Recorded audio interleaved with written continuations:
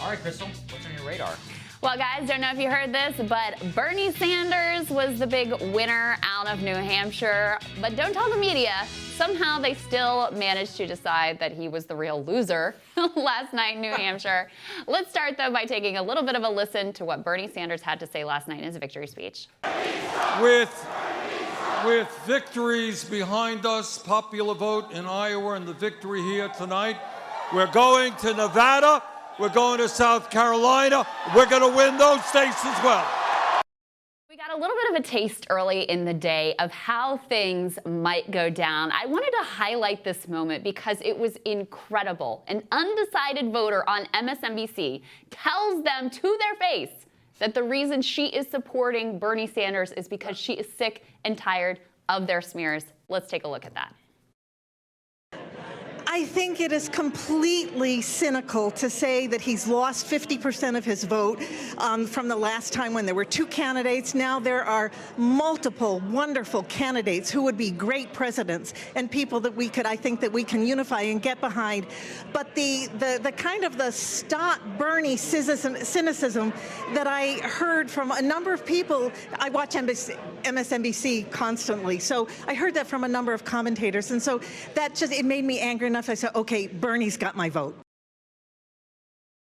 So the margin was narrow enough that did women like this and others who were so disgusted by the MSM's consistent smears and dismissing of Sanders and his movement, did they actually make the difference? We'll never know, but pretty interesting data point there. Needless to say, it did not stop the media from continuing down the line of their disingenuous and bad faith attacks on Bernie Sanders, even after having gotten the most votes in Iowa, and now having gotten the most votes in New Hampshire after, remember, just months ago, they were all wondering when he was going to drop out. It was not long ago that he was down in the polls in these places. There is no doubt that this is a major story and a comeback story as well. That a Democratic socialist could get the most votes in Iowa and New Hampshire is remarkable, but not if you listen to the media.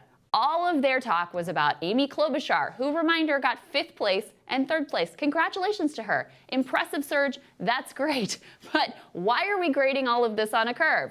The other talking point we heard repeated was the one that woman mentioned, that he was not performing as well as he did back in 2016. Well, yeah, because there's a lot more candidates in the race. This is not complicated stuff. In fact, when I was on CNN this morning, I got hit with that exact same question. Let's take a look at that. Bernie Sanders. Bernie Sanders, half the vote he got in 2016. Okay? I'm just throwing that out there. But winning is way better than losing, and he did win decisively in New Hampshire. What do you take away? Indeed, he did. Well, there's a slight difference between this time and last time. I don't know if you've noticed, but there's like 85 candidates in the race, so that makes the dynamics a little bit different here. I mean, I've been listening to the coverage here and other places that are like, oh, the race is a muddle and we don't know what's going on. The race is not a muddle. Bernie Sanders got the most votes in the first 2 states. Historically, the candidate that wins those 2 states has always gone on to win the nomination. And the truth of the matter is that his strength increases as you move out west to more diverse, younger states. He leads in national polls. He leads in Super Tuesday. Amy Klobuchar and Pete Buttigieg stand at 0% and 4% with black voters right now. So the fact that there's a muddle in that centrist lane dividing up that establishment vote is nothing but good for Bernie. The race dynamics are pretty clear at this point, honestly. I mean, this stuff is really not that complicated. The guy got first in the first 2 states. He's doing pretty well. There were 2 other talking points that we're hearing relentlessly, which I also think are funny. First of all, the idea that Bernie Sanders has a ceiling, which I also got asked about in that same segment later on, which there is no evidence to back up. He has the highest favorability rating of any of the candidates. He is the most popular senator in the country. His issue positions are the most popular of the candidates. 70% of voters in New Hampshire said they back Medicare for all. There is no evidence that he has a ceiling. Meanwhile, there's quite a bit of evidence that Pete or Amy, and certainly Warren and Biden do have a ceiling. Pete and Amy have built their coalitions of white and eggshell based on basically white college-educated voters, yet we never hear about their ceiling. The other talking point, which I find incredibly amusing, is this idea that if you add up all these candidates together in the moderate lane, well, that is bigger than if you add Sanders and Warren together. Guys, that's not the way elections work. It's also not the way that voters actually vote. And you all know this because you watch this show. But if you ask Biden voters, arguably the most centrist outside of Bloomberg of the candidates who their second choice is, they're just as likely to say Bernie Sanders as any other. So this idea of strict ideological lanes for voters is just not based in reality at all.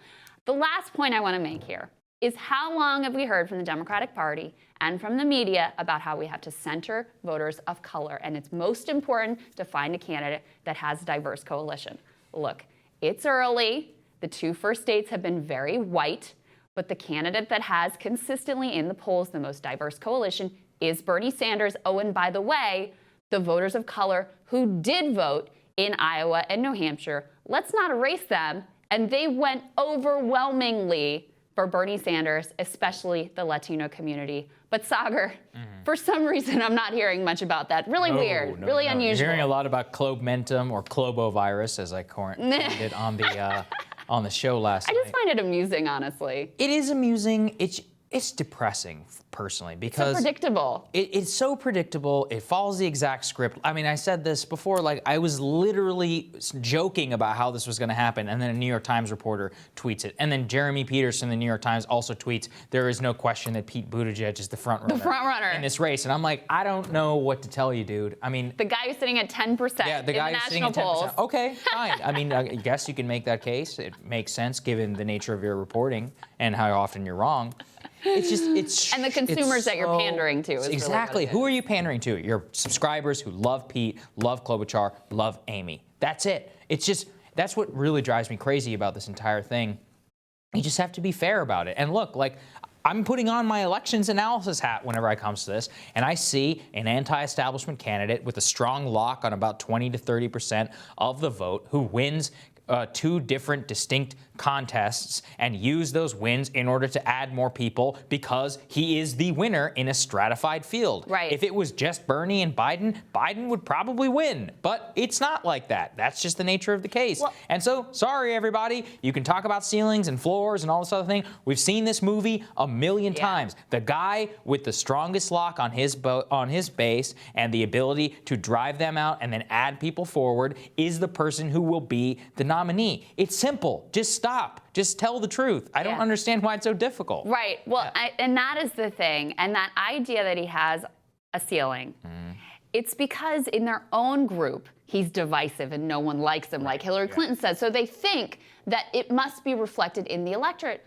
But it's not. It's not. People like Bernie Sanders. There's no reason why more voters won't come to him as he continues to win state after state. Nothing unites this country more than seeing the media wrong and hating them. Indeed. All right, Sagar, looking forward to your radar. That is next.